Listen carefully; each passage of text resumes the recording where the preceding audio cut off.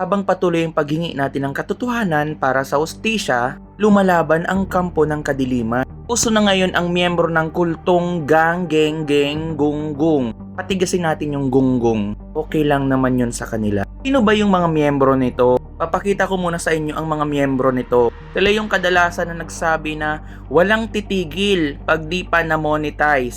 Hahaha. Di ka bang AI? Ako ang anak ng CEO.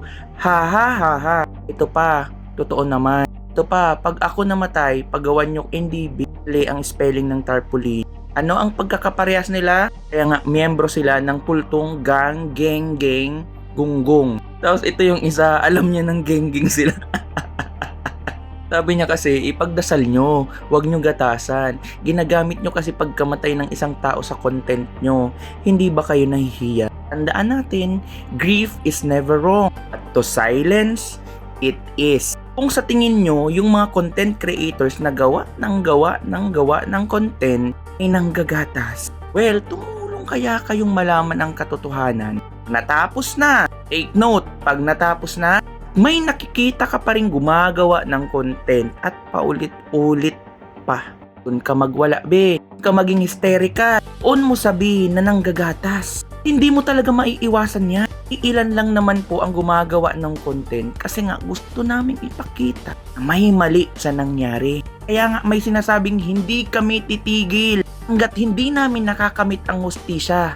Yung pagdarasal, doon na po iyon, tapos na kami doon. Panalangin, tapos na din po kami doon. Pero kulang na kulang iyon. Sobrang kulang. Na din po kayong pakialam kung paano po ipakita ng ibang nagmamahal, mga paluma o bago man, yung way nila ng pagluluksa. Wala pong mali sa pagluluksa.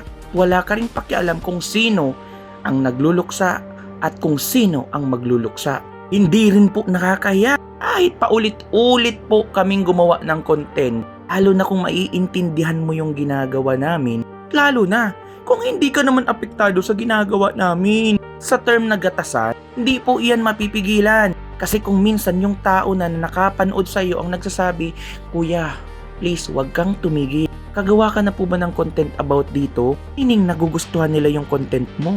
Kahit hindi mo pilitin dahil nga nagustuhan nila yung content mo, sila mismo ang kukusang magpa-follow. Naiintindihan mo? Kung kami sa tingin nyo ay nanggagata, yun naman katas na katas. Solid, liputok ang pagkagengging nyo. Mga palams ng magulang, walang muka at pribado. Hindi ka naman siguro anime. Sabi pa ng isang dami, delete mo message mo, sasabihan ka niya na gengging. Ito pa, gawin ng bayani si Rene. Ano ba ang bag niya? See? Sino ang kulto? Kayo yung kulto. Napatigil niyo yung mga nagluluksa. Hindi nyo alam kung bakit sila affected. We are morally affected. Because we see Rene as symbol of dream, hope, courage, inspiration, admiration, aspiration. Tingnan nyo yung level nyo, ang pagkakaparehas nyo. Bakit same kayo ng narrative? Kami iba-iba yung narrative namin eh. Merong ibang supporter na ipagdasal na lang natin to. Sama-sama tayo sa pagdarasal. Meron ding ibang obsessed. Bumibili ng mga item. Sabihin natin na nagpapatarps. Sabihin natin na pumupunta lagi sa simbahan at nagsisindi ng kandila. Sabihin natin nagpapadasal. That's their way of grieving. Wala ka dong pakialam. Hindi din po ito alarming. At na may narrative na alarming, hindi po ito alarming. Bigyan nyo yung hustisya. For sure, titigil sila. Pero kung wala ka namang ambag B sa paghingi ng hustisya, ang primary goal mo ay sirain ang pagluluksa nila, hindi ka nakakatulong. Yun yung rason kung bakit miyembro ka ng kultong gang, geng, geng, gunggong. Ito pa yung narrative. Konti na lang ya, mamonetize ka na, mali-mali pa. Laging kapit kay Rene. Well, ako naman sa part ko, meron po akong 3 accounts sa Facebook. 3 accounts dito sa TikTok. Siyempre, hindi nyo yun alam, kaya nang judge kayo. Yung alam nyo na, mang judge ka pa rin ba? Ang sagot ay, oo, mang judge ka pa rin. Tapang kayo. Kasi nga, ang mga profile nyo, mga ninakaw sa Google na picture ng hayop, mga anime, Barbie, isa din to si ate, ang bash siya. Pero ginawa niya ng content. Yung pagkakaiba, hindi nag-click. Hindi ka naman naging resourceful. Copy, edit, galit. Ngayon, tanungin ko kayo ulit, sino ang kulto? Di ba kayo? Parehas kayo, babe. Pribadong account, profile picture, Barbie, Ninja Turtles, anime, cartoon, character, Korean actor, Diba kayo yung kulto?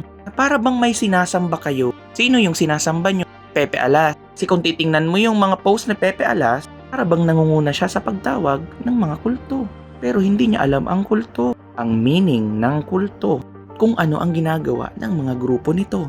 Luluksa la, dahil may iba-iba naman na ways ng pagluluksa. Dapat bang pakialaman yun? Hindi, kasi hindi naman po iyon mali. Pero kayo, na hindi naman kayo nakakatulong sa hustisya, as if tatalab yung pagdarasal nyo, kulto nga kayo, bi. Kayo yung tunay na kulto. Hindi ko nga sure lahat ng mga geng-geng na to, susot ba kayo ng puting tela na may daladalang kandila sa stress ng umaga? Si Isa yung narrative nyo eh. Yeah, si Kai, si geng-geng.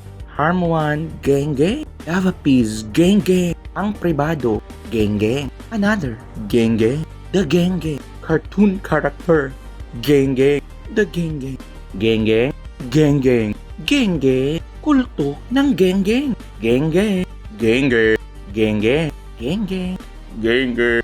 Geng-geng. Geng-geng. Geng-geng. Yeah, geng-geng. Geng-geng. Geng-geng. Geng-geng. Anime na geng-geng. Geng-geng. Geng-geng. Geng-geng. Geng-geng. Geng-geng. Geng-geng. Wala si Piccolo. Geng-geng. Geng-geng. Geng-geng. Anime. Geng-geng. Geng-geng. Lastly, sabi dito, marami na kasing fans na iba na pag-iisip. Nasabi na nila na palitan na si Rizal, ipalit si Rene. Kasi malaki naman ang bag ni Rene. Kasi nag-sacrifice daw siya sa murang edad. Si Rizal naman daw, matagal naman na daw siya naka-statue doon sa Luneta. Kaya gusto nila na palitan siya. Sino ba naman kasi matutuwa, pati bayani, lalapastangan sa sarili niyang bansa. Kung saan niya pinaglaban at sinakripisyo ang kanyang buhay. Guys, huwag kayong magpauto. Taktika po iyan ng kultong gang, geng, geng, gunggong. Yung mga ganito lang yung post, naniwala kayo. Pero pag may mga pasanto effect na, hindi po yan totoo. Galing po iyan sa kulto. Di po tayo ang kulto. Ang ginagawa natin, way naman po ito natin ng pagluluksa sa yumao. Pero yung kulto, isang narrative. Parang may Panginoon. Kasi Pepe Alas. Kung hindi man, bakit ninyo siya sinusunod? Narrative niya. Pag-away sa magulang ni Rene Baterbonia. Kawain niya, kawain nyo na rin. Sino ang may pinuno? Kami ba? Wala po kaming tinuturing na Panginoon. Pusa po namin itong nararamdaman. At kung sa tingin nyo nagagatasan, again, you can never please everyone. Marahil nagustuhan nila ang content mo. Sila mismo ang nagkukusa. Gumawa ka pa para sa hustisya. Hindi ba kayo nag-iisip kulto na uto-uto kayo?